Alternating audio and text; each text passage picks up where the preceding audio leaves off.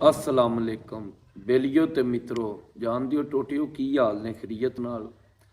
अच्छा एक ना 10-15 साल तू ना जूं पहला भी आह लेकिन पहला चलो अखबारी नुमाइंदे जरा घट ही होंदे है।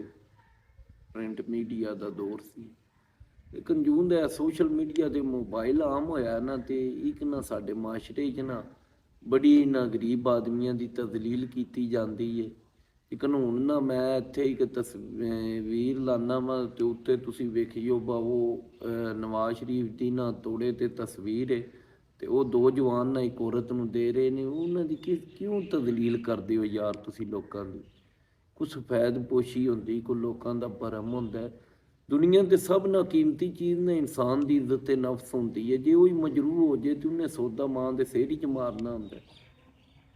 वो सौदा कितने को दिहाड़े कट जाएगा, बड़े कड्ढे उस 5-4 दिहाड़े कट जाएगा।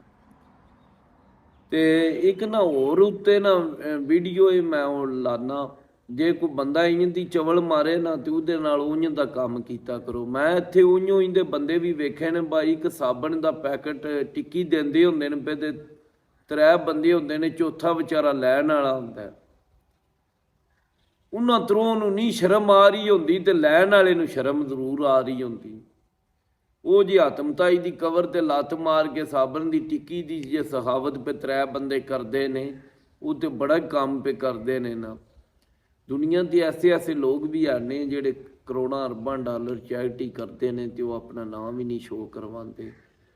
तो असी पस्ती की ना इंतहा वाल टुर गए हाँ। ईमानदारी की गल बहुत अफसोस होता दिली तौर पर।